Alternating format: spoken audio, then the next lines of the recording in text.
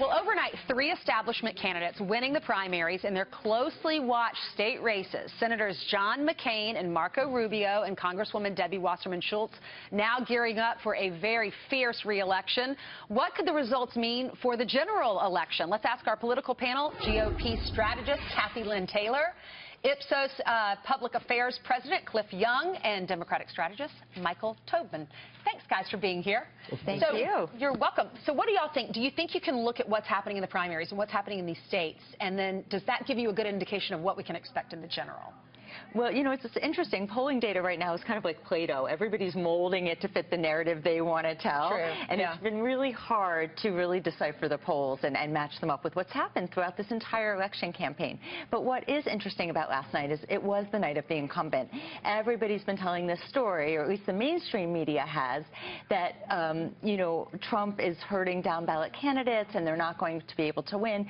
But Republicans had a good night and incumbents had a good night. And the Trump-like candidates didn't necessarily prevail, but strong incumbents did. So it's very, very interesting. If you want to draw a story from that, the story that Americans may be telling us is that they want change, they may want a disruptor, but they also may want to surround him by some strong, solid candidates. Do they really want change, though? So I don't know. Do they want change, Cliff? Look at the people who won. John McCain, Marco Rubio, Patrick Murphy, Debbie Wasserman Schultz. These are names that we've heard for years. Yeah, and I completely agree with what's being said here. Incumbency is king. In 90% of the cases, the incumbent wins. I was not surprised at all by the results. The only thing that's really new is that now we know who's going to be in the general election, right? What we really need to look at, and when assessing the House, the down-ballot races, the House and the Senate, is really the relative performance of the presidential candidates, because that's much more telling about what will happen in November than what happened yesterday. Yeah, what are your thoughts, Michael? I think the House race with Debbie Wasserman Schultz we could put to the side as an outlier because she's been in office long enough to have gerrymandered her district so that she has certain blocks and certain houses and certain neighborhoods and not others. So putting that to the side, she certainly is, despite the controversy involving the DNC putting its thumb on the scale for Hillary during the primaries.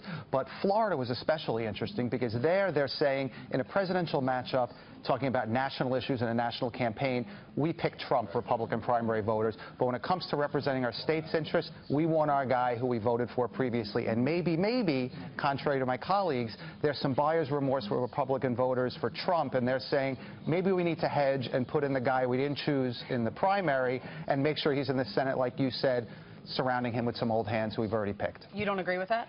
Well, I just don't think we know yet. I mean, every day we're seeing Trump tighten in the polls a little bit more, so it's hard to say there's buyer's remorse at this point. I do think people are trying to hedge their bets a little bit. If we may want some disruption, but we also want to make sure our interests are represented. It's going to be very interesting to see, and certainly as we look forward to states like Missouri, who has this bellwether effect, has been known for always choosing a presidential candidate. Right now, they have a gubernatorial candidate who is a real disruptor outlier like Trump that they picked on the Republican side over 3 or 4 other candidates. So it's very interesting as we start to look ahead to the other states what's going to happen. All right, great. Thank you so much, guys, Thank for being with us. Kathy and Cliff and Michael, we appreciate it. Thank you so much. Thank you.